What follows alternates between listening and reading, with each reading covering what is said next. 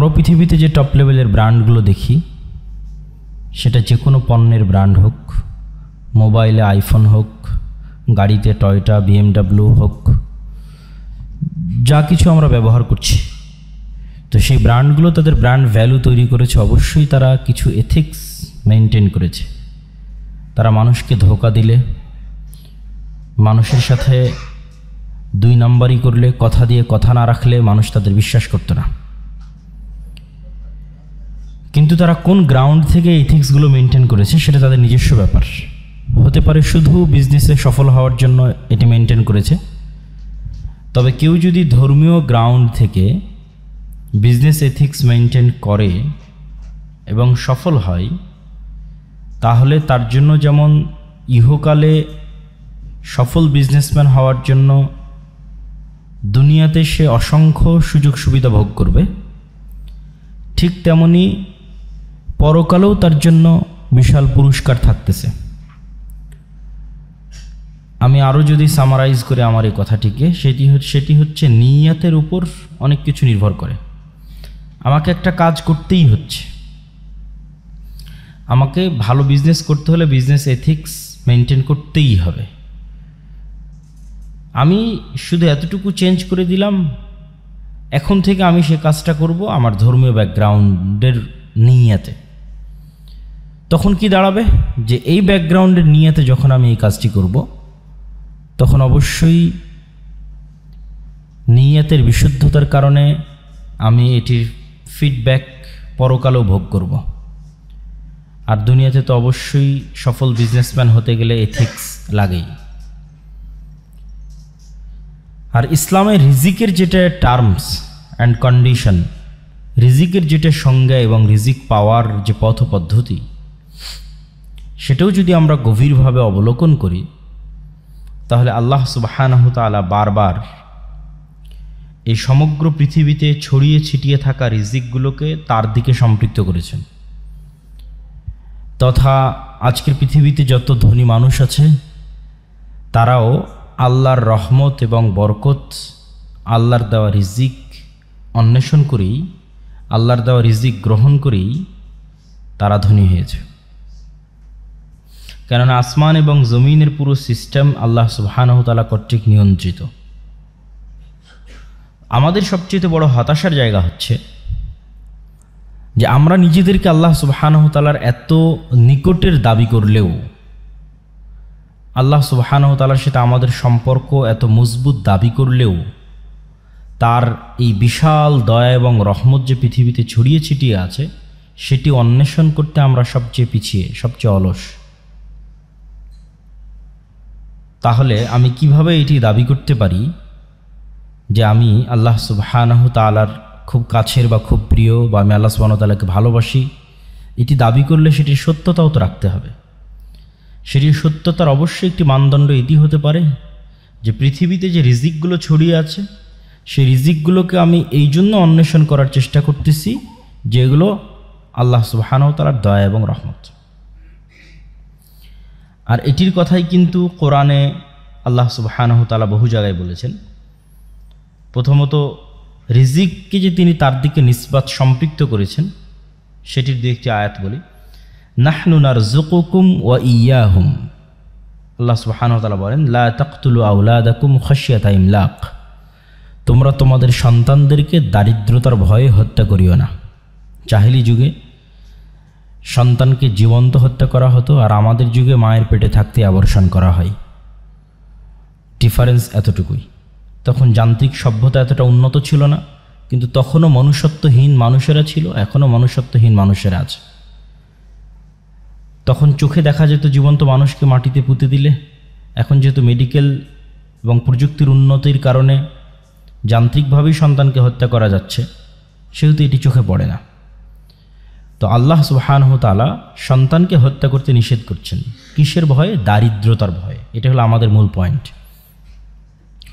যে আমার যদি 4-5টা সন্তান হয়, 3-4টা সন্তান হয়, তারা আমার একই বেতন দিয়ে আমি কয়জনকে চালাবো? এই লিমিটেড বেতন দিয়ে, এই লিমিটেড রিজিকের সোর্স দিয়ে আমি কয়জনকে চালাবো? ফলত আমি সন্তান কম নিব, বা আসলেও তাকে নষ্ট করব।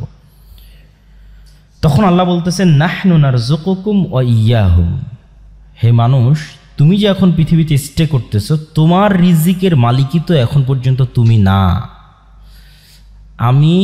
তুমি যে তোমার রিজিকের মালিক এটি ক্লেইম করার চান্স তোমাকে দিচ্ছি না।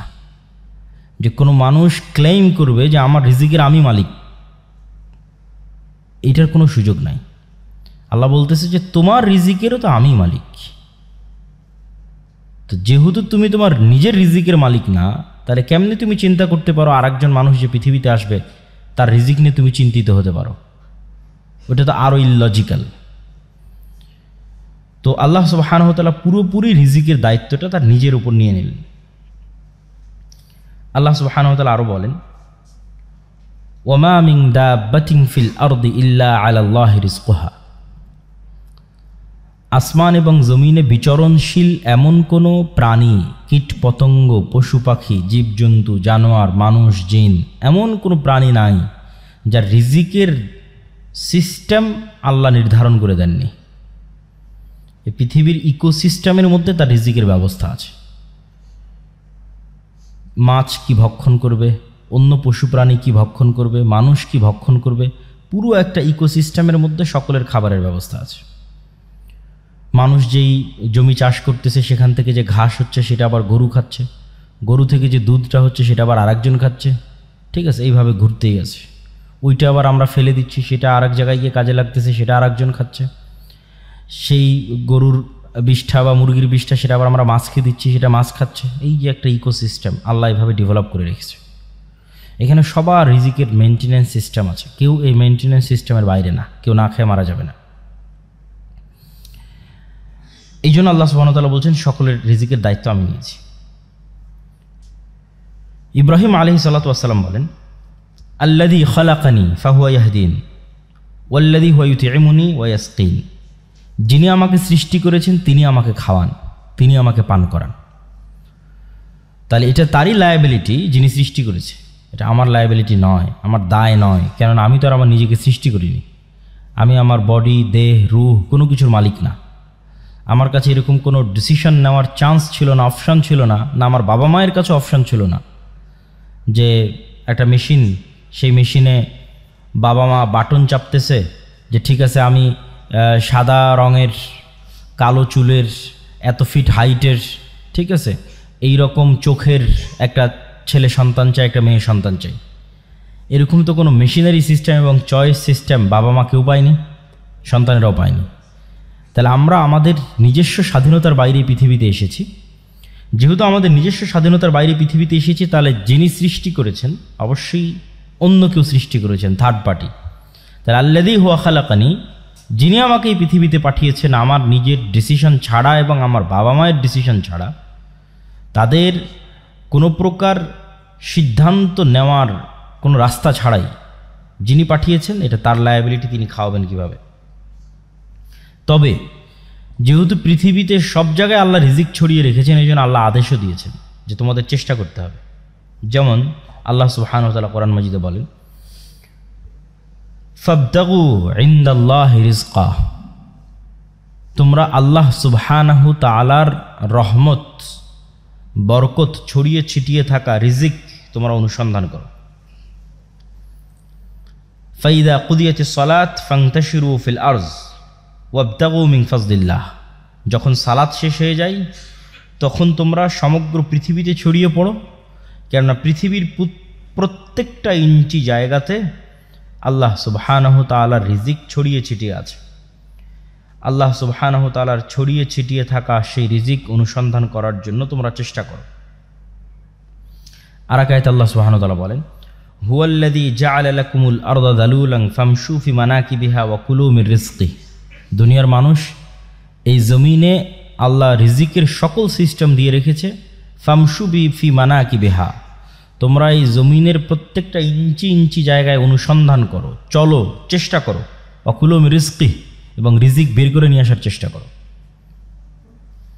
আমরাও দেখতে পাই যে আমাদের চারিপাশে কত রিজিকের রাস্তা, কিন্তু লোকলজ্জার ভয়ে, যেটা কেউ বলল এখানে বক্তা যে সামাজিক ট্যাবু, সেটির ভয়ে আমরা হয়তো একটা নির্দিষ্ট মাধ্যমকেই মনে করেছি এটি রিজিকের মাধ্যম, কোথাও আমার জব হবে, চাকরি হবে, এটি রিজিক।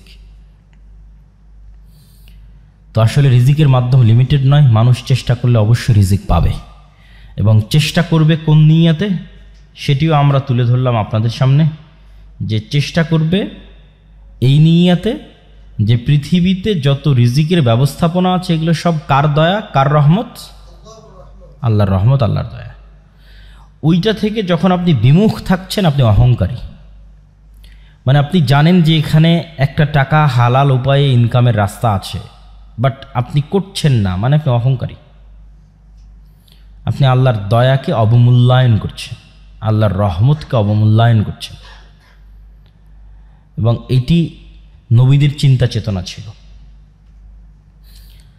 যেমন আইয়ুব আলাইহিস সালাতু ওয়াস সালাম একবার গোসল করছিলেন, তখন স্বর্ণের বৃষ্টি হচ্ছিল, তিনি গোসল বাদ দিয়ে স্বর্ণ কুড়াতে গেছেন। আল্লাহ বলছে, আইয়ুব আমি কি তোমাকে ধনী করিনি যে তুমি স্বর্ণ কুড়াতে গেলে? তো আইয়ুব আলাইহিস সালাম উত্তরে বলতেছে যে আমি ধনী এই জন্য স্বর্ণ কুড়াবো না, এই সেন্স থেকে তো আমি যাইনি।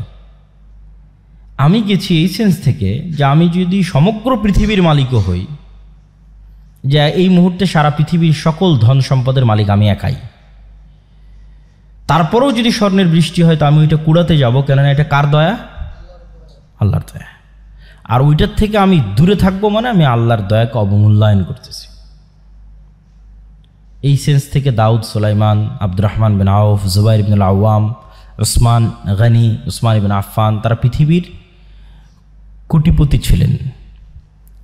দাউদ এবং সুলাইমানের মতো ধনী পৃথিবীতে আগেও কোনোদিন আসেনি, ভবিষ্যতেও কোনোদিন আসবে না।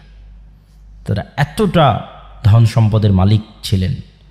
তো এতটা ধন সম্পদের মালিক হওয়ার পিছনে তাদের মূল থিওরি এটিই ছিল যে তারা ছিলেন শাকুর, শুকরিয়া আদায়কারী।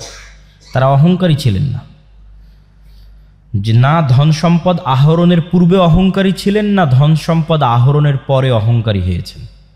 এটাই লং টাইম সম্পদ মেনটেন করার একমাত্র উপায়। ধন সম্পদ আহরণের আগেও অহংকারী হওয়া যাবে না, ধন সম্পদ আহরণের পরেও হওয়া যাবে না। তাহলেই দীর্ঘদিন ধন সম্পদ আপনার কাছে থাকবে। এই দুইটার ব্যাখ্যাটা কি? ধন সম্পদ হওয়ার আগে অহংকারী হওয়া যাবে না মানে এমন কোনো কাজ, হালাল কাজে ইনকাম হইতে পারে সেটাকে ছোট চোখে দেখে পিছিয়ে থাকা হবে না। যে কোনো হালাল কাজকে যখন আপনি ছোট চোখে দেখে পিছিয়ে থাকবেন তখন আপনি অবশ্যই অহংকারী, এই জন্য পিছিয়ে আছেন, এবং এই জন্য আপনি সাকসেসফুল হতে পারছেন না। আর দ্বিতীয় যেটি, সেটি হচ্ছে ধন সম্পদ হওয়ার পরে অহংকারী হওয়া যাবে না। আল্লাহ সুবহানাহু ওয়া তাআলা বলেন, ইন্নাল ইনসানা খুলিকা হালুআ, আমি মানুষকে দুর্বল করে সৃষ্টি করেছি। ওয়া ইযা মাসসাহু শাররু জাজুআ, যখনই বিপদ আপদ মানুষকে ঘিরে ধরে সে হতাশ হয়ে যায়। ওয়া ইযা মাসসাহুল খায়রু মানুআ, আর যখনই টাকা পয়সা বেশি হয়ে যায় অহংকারী এবং কৃপণ হয়ে যায়। তাহলে এই যে মানুষের দুইটা ডাইমেনশন, যে যখন চারিদিকে বিপদ ভীত সন্ত্রস্ত, যখন চারিদিকে টাকা পয়সা কৃপণ অহংকারী, এই দুটাই আল্লাহ অপছন্দ করেছে। এটা দুর্বল ব্যক্তিত্বের পরিচয়ক। আর শক্তিশালী পার্সোনালিটির পরিচয় কি? চারিদিকে বিপদ আপদ দেখলেও সে ভীত সন্ত্রস্ত হয় না, হতাশ হয় না, তার সৃষ্টিকর্তা আল্লাহর প্রতি ভরসা রাখে। আবার যখন কোটি কোটি টাকার মালিক হয় তখনও সে অহংকারী, পাপাচারী, অপচয়কারী হয় না, তখনও সে তার ন্যায় নিষ্ঠা বজায় রাখে। এই ব্যক্তিত্ব অর্জন করতে পারলে আপনার ধন সম্পদ আপনার কাছে দীর্ঘদিন কন্টিনিউ করবে। সম্মানিত উপস্থিতি, আমি আমার বক্তব্যকে দীর্ঘায়িত করতে চাই না। রিজিক অন্বেষণের প্রতি উৎসাহিত করতে গিয়ে একটি ছোট্ট ঘটনা বলে আমার বক্তব্য শেষ করব ইনশাল্লাহ। আব্দুর রহমান বিন আউফ যখন মক্কা থেকে হিজরত করেন তখন অত্যন্ত খালি, জীর্ণ শীর্ণ, রিক্ত হস্তে মক্কা থেকে মদিনায় গেছেন। মদিনায় যাওয়ার পর তিনি এক আনসারি মানে সাহায্যকারী, ইনভেস্টর, বেশিরভাগ আনসারি ছিল ইনভেস্টর, আর বড় বড় ব্যবসায়ীরা সব ছিল মক্কা থেকে আসা। কেননা by default, by nature, by born মক্কার কুরাইশরা হচ্ছে বিজনেসম্যান, যেটা আপনারাও জানেন যে আমাদের নবীর স্ত্রী খাদিজা রাদিয়াল্লাহু তাআলা আনহা অনেক বড় বিজনেসম্যান। আল্লাহর নবী তার বিজনেসের দায়িত্ব পালন করেছে, তিনিও বিজনেস বোঝেন, ঠিক আছে। বদরের যুদ্ধ হলো কেন? আবু সুফিয়ানদের কন্টিনিউয়াস বিজনেস চলতো সিরিয়ার সাথে। ওই বিজনেস যে রুটটা ছিল ওই রুটটা আল্লাহর নবী ব্লক করে দিয়েছিল। কেননা রাসূল সাল্লাল্লাহু আলাইহি ওয়াসাল্লামের সাথে আবু সুফিয়ানদের যে দ্বন্দ্ব ছিল এটা শুধু ধর্মীয় দ্বন্দ্ব ছিল না, ঠিক আছে, এটার মধ্যে টাকা পয়সা সম্পৃক্ত ছিল, দুনিয়া সম্পৃক্ত ছিল, পাওয়ার সম্পৃক্ত ছিল। আপনারা অবশ্যই জানেন যে মক্কা হচ্ছে এদিকে পশ্চিম না, পশ্চিম তো এইদিকে নাকি, মক্কা হচ্ছে এই পাশে আর মদিনা হচ্ছে এই পাশে, আর এখানে হচ্ছে সিরিয়া। তো মক্কায় হচ্ছে কোরাইশরা থাকে, তারা সমুদ্রের ধার দিয়ে, লোহিত সমুদ্রের ধার দিয়ে সিরিয়াতে বিজনেস করে। তো এই বিজনেস রুটে মধ্যে মদিনা। তো যখন মোহাম্মদ সাল্লাল্লাহু আলাইহি ওয়াসাল্লাম মক্কা থেকে হিজরত করে মদিনায় আসলেন, তখন তিনি বিজনেস রুট বন্ধ করে দিলেন। তো ওরা বিজনেস করবে কিভাবে? তখন তো যুদ্ধ অনিবার্য। এই জন্য কিন্তু বদর, উহুদ থেকে বাকি যে যুদ্ধগুলো হয়েছে, এই যুদ্ধগুলো এই কারণে যে মদিনা যত বেশি পাওয়ারফুল হবে, মক্কার ব্যবসা তত সংকীর্ণ হয়ে যাবে, কেন ব্যবসায় চলতো সিরিয়ার সাথে। তো এরা by nature, by default business করা জানতো। তো ওরা যখন ওখান থেকে মদিনায় আসছে, তখন মদিনার মানুষেরা টাকা পয়সা দিয়ে ইনভেস্ট করেছে, ঠিক আছে তোমরা বিজনেস করো। আব্দুর রহমান বিন আউফকে বিজনেস করার টাকা দিয়েছে, জুবাইর ইবনুল আওয়ামকে বিজনেস করার টাকা দিয়েছে, ওসমান ইবনে আফফানকে বিজনেস করার টাকা দিয়ে, এরা তো মক্কা থেকে পালিয়ে এসেছে সবাই, বড় বড় সাহাবি। কিন্তু এই প্রত্যেকটা বড় বড় সাহাবি অতি শর্ট টাইমে কোটিপতি হয়ে গেছে। তো আব্দুর রহমান বিন আউফ বললেন যে আমি তো উটের ব্যবসা বুঝি, আমাকে কিছু উট দাও, আমি আজকে থেকে বাজারে উটের বিজনেস শুরু করব। তো বাজারে যখন উটের বিজনেস শুরু করলেন, উনি একটা মূলনীতি মেনটেন করতেন। উট বিক্রি করার আগে বিভিন্ন অঞ্চল থেকে মানুষজন আসতো, উটের বাজারে, উটের হাটে উট উঠতো। যেমন আমাদের অঞ্চলে কুরবানির সময় গরুর হাট হয়, গরুর হাটে উট উঠতেছে। তো উনি উটের খুঁটিনাটি সম্পর্কে খুব অভিজ্ঞ ছিলেন। উটের নেচার, স্বভাব, উটের খাওয়া, উটের ফুড সিস্টেম, ঠিক আছে, উটের আবাস বসবাস, উটের কালার, রং, শক্তি, সামর্থ্য, জীবন প্রণালী, বংশধারা, এভরিথিং সম্পর্কে খুব জানতেন। তো যে বিষয়ে মানুষ বিজনেস করুক, ওই বিষয়ে নলেজ না থাকলে তো আসলে সে বিজনেস করতে পারবে না। তো যেহেতু উনি উট বিষয়ে সবচেয়ে পারদর্শী, এই জন্য উনি উটের ব্যবসায় হাত দিলেন। উটের ব্যবসায় যখন হাত দিলেন, তখন একটা মূলনীতি ছিল ওনার, সেটা হচ্ছে হাইয়েস্ট সেল, লোয়েস্ট লাভ, ঠিক আছে। এবং এটা ছিল ওনার সবচেয়ে বড় পলিসি, যেই পলিসি দিয়ে উনি মানুষের বিশ্বাসযোগ্যতা অর্জন করেছে এবং ধনী হয়ে গেছেন, কোটি কোটি টাকার মালিক ছিলেন। তো এই জন্য মানুষ যখন উটের দরদাম করতে আসতো, উনি বলতেন ঠিক আছে আপনি কততে দরদাম মনে করেন ফাইনাল হলো, যে আমি এই জিনিসটা, এই উটটা, এই গরুটা 2 লাখ টাকায় কিনবো। তখন উনি নিজে থেকে ধরিয়ে দিতেন যে এই উটের কিন্তু এই সমস্যা আছে। তখন গ্রাহক আরও দাম কমাতো। তারপরে ধরেন 1,80,000-তে ফাইনাল হলো, উনি আর একটা সমস্যা ধরাই দিতেন। উনি বিক্রি করতেছেন, বাট উনি আবার সমস্যা ধরাই দিচ্ছেন।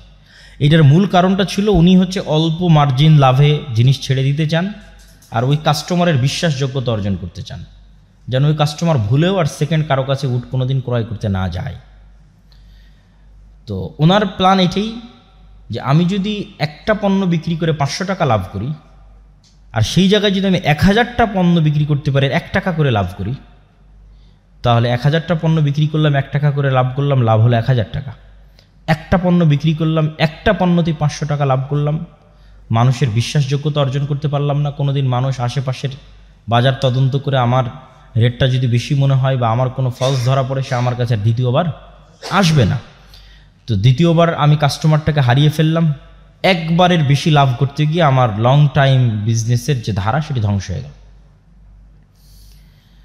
তো এই জন্য আমাদেরকে সবসময় লং টাইম প্ল্যান রাখতে হবে, দীর্ঘমেয়াদী প্ল্যান থাকবে, অল্প লাভে বেশি সেল করার পরিকল্পনা রাখতে হবে এবং বিশ্বাসযোগ্যতা অর্জন করার চেষ্টা করতে হবে। তাহলে অবশ্যই ব্যবসাতে বরকত হবে। আর দুনিয়া বিমুখতার যে হাদিসগুলো, ইসলাম সন্ন্যাসবাদ কখনোই নয়। এত বড় বড় কোটিপতি সাহাবি আছে, সব রাসূল সাল্লাল্লাহু আলাইহি ওয়াসাল্লামের জান্নাতের সুসংবাদপ্রাপ্ত 10 জন সাহাবি, যে 3 জনের নাম বললাম। ওসমান গনি, তার নামই দেওয়া হয়েছে ধনী, গনি মানে ধনী।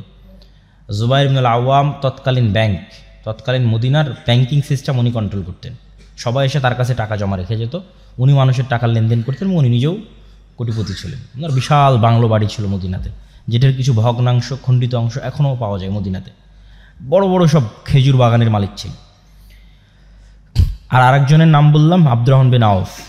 3 জনই কোটিপতি, 3 জনই জান্নাতের সুসংবাদপ্রাপ্ত। তাহলে তো এটা বলার কোনো অপশন নাই, সুযোগ নাই যে ইসলাম সন্ন্যাসবাদকে সাপোর্ট করে, এটা বলার সুযোগ নাই। কিন্তু দুনিয়া বিমুখতার যে হাদিসগুলো বা দুনিয়া বিমুখতার যে ঘটনাগুলো, এগুলো হচ্ছে আপনাকে সাপোর্ট দিবে আপনার টাফ টাইম এবং হার্ড টাইমে। যখন আপনি সকল কিছু হারিয়ে ফেলতেছেন, উত্থান পতন আছে, পতনের দ্বার প্রান্তে দাঁড়িয়ে আছেন, তখন আপনি হতাশ হবেন না যদি রাসূল সাল্লাল্লাহু আলাইহি ওয়াসাল্লামের যে দুনিয়া বিমুখতার হাদিসগুলো আপনার জানা থাকে, তাকদীরের যে হাদিসগুলো সেগুলো যদি জানা থাকে, তাহলে আপনার সামনে যতই কঠিন সময় আসুক আপনি হতাশ হবেন না। এইটা হলো ওইটার বেনিফিট।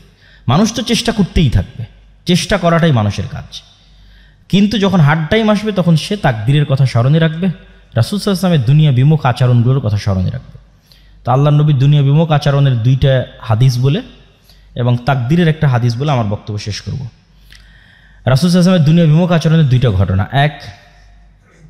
একদিন একজন মেহমান আসছে, আমি শুধু বাংলা বলে যাচ্ছি, হাদিস সহিহ। একদিন একজন মেহমান আসছে আল্লাহ নবীর কাছে, এসে বলতেছে যে আমার রাস্তাঘাটে আমি সব কিছু হারিয়ে ফেলেছি, আমার একটু খাবারের ব্যবস্থা করতে হবে। এই 2টা ঘটনা আপনাদের খুব মনোযোগ দিয়ে শুনতে হবে, আমাদের বক্তব্য শেষ। খাবারের ব্যবস্থা করতে হবে। আল্লাহর নবী লোক পাঠালেন তার স্ত্রীদের ঘরে, কিছু আছে কিনা খাবারের। তো ইন্ডিভিজুয়াল প্রত্যেকটা স্ত্রী এই অ্যান্সার দিয়েছে, ওয়াল্লাযী বা'আসাকা বিল হক, হে মুহাম্মদ সাল্লাল্লাহু আলাইহি ওয়াসাল্লাম, যে আল্লাহ আপনাকে সত্য নবী করে পাঠিয়েছে, সেই আল্লাহর শপথ করে বলতেছে আমাদের বাড়িতে পানি ছাড়া খাবার দেওয়ার মতো কিছু নাই। তো তিনি হচ্ছেন তৎকালীন বিশ্বের সর্বশ্রেষ্ঠ মানব, সকল যুগের সর্বশ্রেষ্ঠ মানব। তার বাড়িতে মেহমান এসেছে, মেহমানকে খাওয়াবেন, খাওয়ানোর মতো তার কোনো স্ত্রীর বাড়ি থেকে এ আনসার আসলো না যেখানে একটা খেজুরের দানা আছে তাকে খাওয়াবে খাবার হিসেবে দেওয়া যায়, বা আটা আছে সেটিতে রুটি তৈরি করে দেওয়া যায়, বা গোস্ত আছে দেওয়া যায়। সবাই বলেছে তাদের বাড়িতে শুধু পানি আছে, আর দেওয়ার মতো কিছু নেই। তো আল্লাহর নবী কী করবেন? তখন তিনি সালাতের পর সাহাবীদের বললেন, আচ্ছা কেউ কি আছো তোমরা আজকে একজন মেহমানের দায়িত্ব নিতে পারবা? তখন আবু তালহা বলতেছে রিস্ক নিয়ে, সেও আসলে ইন ডিটেলস জানে না, কিন্তু আল্লাহর নবীর এই অসহায় অবস্থা দেখে সে রিস্ক নিচ্ছে। আবু তালহা বলছে, আল্লাহ নবী ঠিক আছে, আমি আপনার মেহমানের দায়িত্ব নিচ্ছি। তো আবু তালহা কোনো প্রকার যাচাই বাছাই না করেই সে কিন্তু মেহমান কিনে বাড়িতে চলে গেছে। বাড়িতে গিয়ে স্ত্রীকে বলতেছে যে আচ্ছা আজকে তো আল্লাহর নবী আমাকে একটা কাজ চাপিয়ে দিয়েছে, একজন মেহমানের দায়িত্ব আমার উপর দিয়েছে, বাড়িতে কোনো খাবার আছে? তখন আবু তালহার স্ত্রী বলতেছে বাড়িতে তো বাচ্চাদের খাবার ছাড়া কোনো খাবার নেই, মানে ছোট 2-3টা বাচ্চা আছে, সেই 2-3টা বাচ্চাকে যে খাবার দিবে ওই খাবারটা ছাড়া কোনো খাবার নেই। তাহলে এখন করণীয় কি?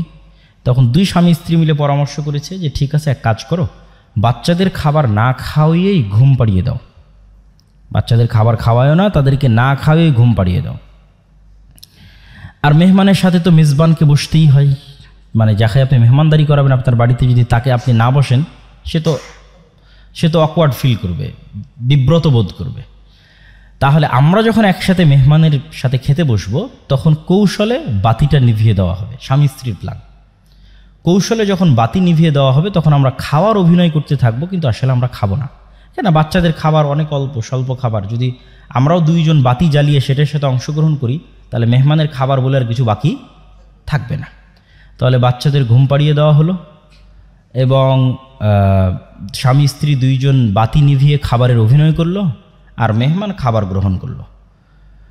পরের দিন রাসূলুল্লাহ সাল্লাল্লাহু আলাইহি ওয়াসাল্লাম বলতেছে, আবু তালহা তুমি কি করেছো? আল্লাহ তোমার উপর অনেক সন্তুষ্ট হয়েছে।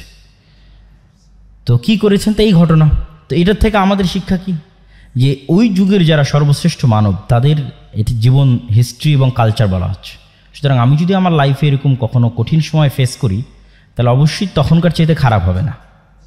তো ওই জন্য কনফিডেন্স রাখতে হবে। আরেকটা ঘটনা, যে 2টা ঘটনা বলতেছে, আরেকটা ঘটনা, একদিন রাসূল সাল্লাল্লাহু আলাইহি ওয়াসাল্লাম বাড়ি থেকে বের হয়েছে, এটা সহিহ হাদিসের ঘটনা, সঠিক ঘটনা। তো ভর দুপুরে বের হয়েছে, রাস্তার মধ্যে দেখেন আবু বকর রাদিয়াল্লাহু তাআলা বাড়ি থেকে বের হয়েছে। তো 2 জন পরস্পরকে জিজ্ঞেস করতেছে কেন এই ভর দুপুরে? আপনি তো জানেন সৌদির গরম কি ভয়ঙ্কর, ভর দুপুরে কেন বাড়ি থেকে বের হয়েছে? তো 2 জনই পরস্পরের কাছে জানাজানি হলো যে তারও বাড়িতে কোনো খাবার নাই, এই জন্য খাবারের অনুসন্ধানে বের হয়েছে। মুহাম্মদ সাল্লাল্লাহু আলাইহি ওয়াসাল্লামের বাড়িতেও কোনো খাবার নাই, উনি খাবারের অনুসন্ধানে বের হয়েছে, যে কোথাও খাবারের ব্যবস্থা করা যায় কিনা। কিছু দূর হাঁটার পর দেখা যাচ্ছে ওমর রাদিয়াল্লাহু তাআলা রাস্তায়।